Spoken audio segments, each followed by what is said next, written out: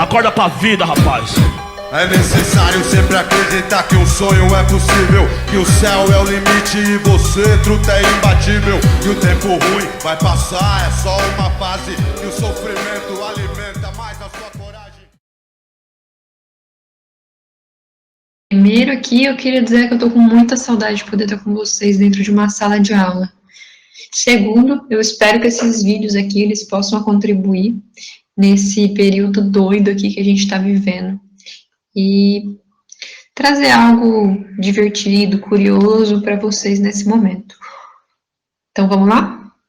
Então, a primeira coisa por onde eu queria passar é uma coisa que está em alta na televisão, que é sobre a boa alimentação e o funcionamento do organismo e a tal da imunidade. Primeiro, vamos começar por lá. O que é essa tal dessa imunidade que tanto tem se falado na internet, na televisão e tudo mais?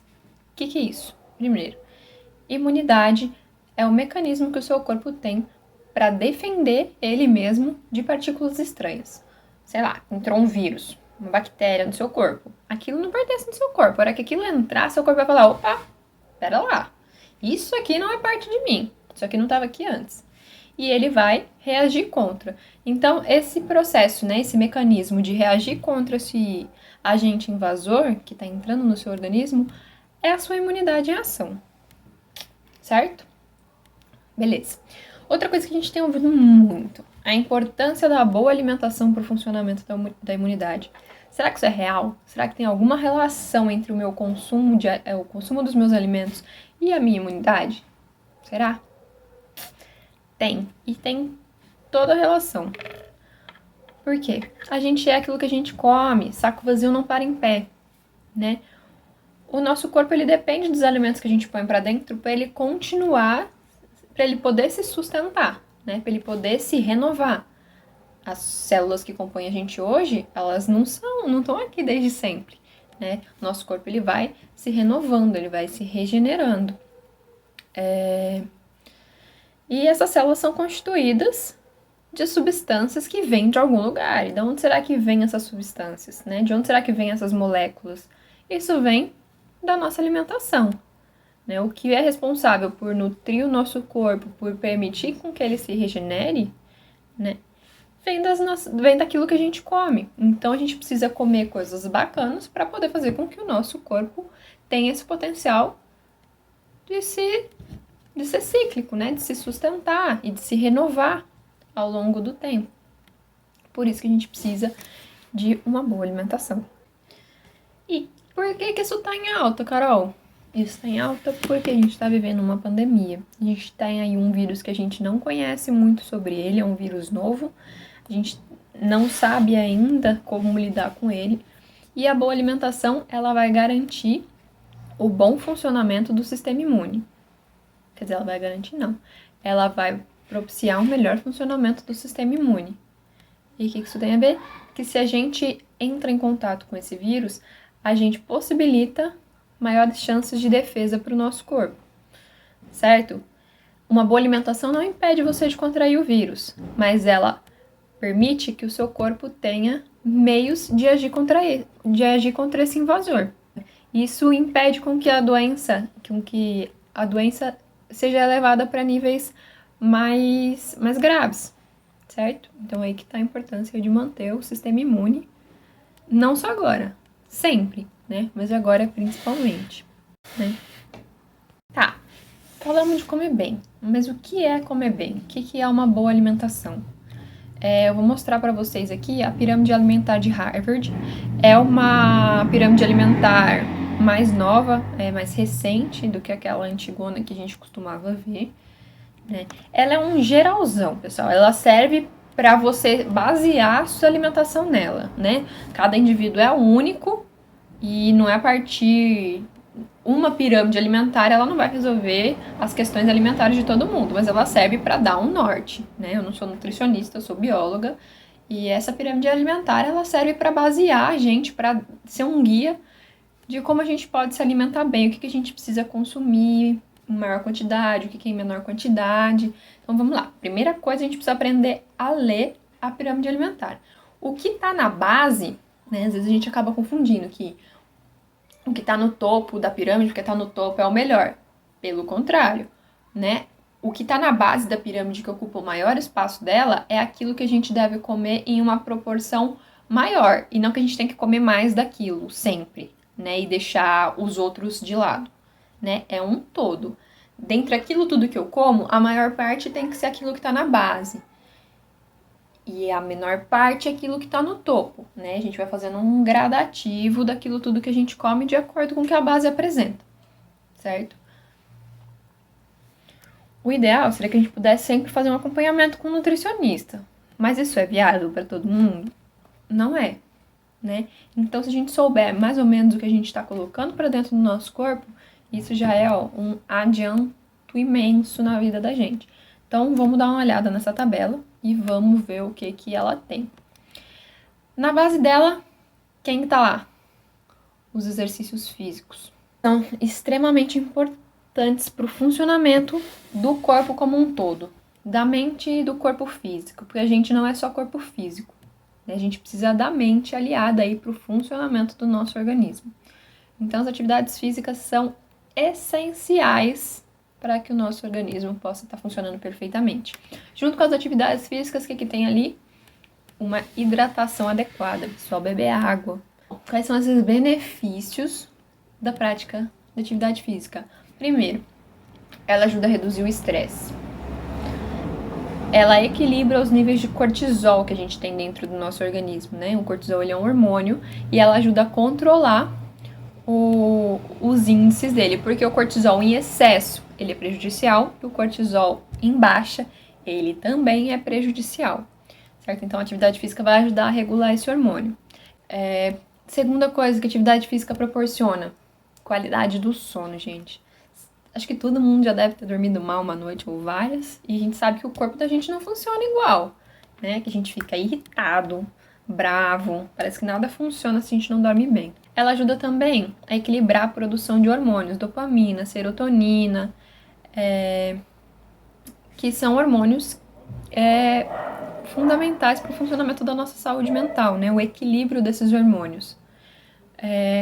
Ela ajuda a gente a ter disposição no dia a dia. Se a gente começa o dia praticando uma atividade física, parece que a gente é outro, né? Até o final do dia a gente tem muito mais disposição para fazer tudo. E ela ajuda na prevenção de algumas doenças, porque ela facilita a circulação sanguínea, né? A prática de atividades físicas faz com que essa circulação sanguínea seja facilitada, viabilizando a oxigenação do corpo, entrega de nutrientes ao longo do corpo. Ela regula os batimentos cardíacos, ela põe atividade à musculatura da gente, ela ajuda a reduzir o excesso de açúcar e colesterol, dificultando aí que a gente entre numa obesidade e, enfim, outras doenças oriundas de uma má alimentação ou do excesso de colesterol e açúcar no organismo. Subindo para o segundo grau da pirâmide, o que a gente vai ter? A gente tem os carboidratos e os óleos vegetais saudáveis. Mas de que carboidrato que eu tô falando? Eu não tô falando de qualquer carboidrato. Nesse segundo grau, vamos lá, lembra que eu falei que quem tá mais na base é o que deve estar em maior quantidade. Então não vão ser os carboidratos ruins. Aqui a gente tem os carboidratos saudáveis, certo? Quem que tá ali? No geral, estão as coisas integrais, que são ricas em fibras, né? Então arroz integral, pão integral, aveia e por aí vai. E os óleos vegetais saudáveis, que nem é o azeite de oliva, óleo de canola, que são as gorduras boas. Beleza? Então, esses são um grupo de alimentos que tem que estar presente na nossa alimentação. Esqueci de falar, no degrau ali dos carboidratos, vão ser carboidratos fibrosos, certo? Que vão oferecer bastante fibra para o nosso organismo. Subindo, a gente vai ter as frutas, legumes e verduras, né? Todos no mesmo degrau ali, ricos em vitaminas, minerais e também em fibras, certo? Então, também estão ali numa quantidade bem considerável dentro do nosso prato aí do dia a dia.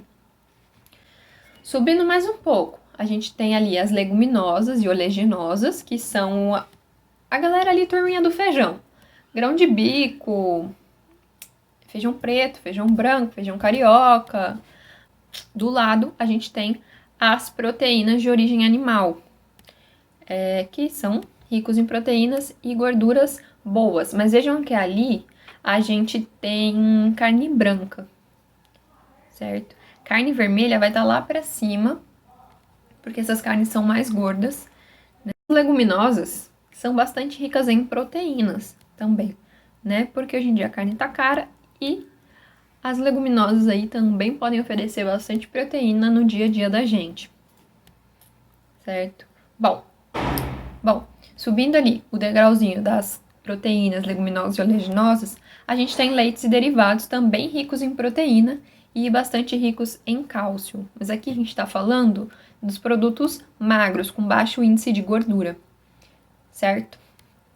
Bom, tá ali o leite, os queijos e derivados. Subindo para o topo da pirâmide, que nem eu falei, não é o principal, e sim aquilo que deve estar em menor quantidade, a gente está ali com as carnes gordas e a manteiga, que são ricos em gordura, né? E a gente tem que tomar cuidado com o alto índice de gordura que a gente consome. E do lado, a gente tem os carboidratos, que são fontes de açúcar, que eles se esvaem muito rápido do nosso corpo, né? Que nem quando a gente come macarrão. Dá meia hora a gente tá com fome de novo, parece que não comeu nada, né? Bom, e ali tá o pãozinho francês, infelizmente, né? E os doces, né? Balinha, pirulito, refrigerante, tá ali, sal, né? Esse grupo de alimento ele não deve ser muito constante na nossa alimentação, e sim algo esporádico, que a gente deve dosar bem aí a quantidade que a gente consome, tá?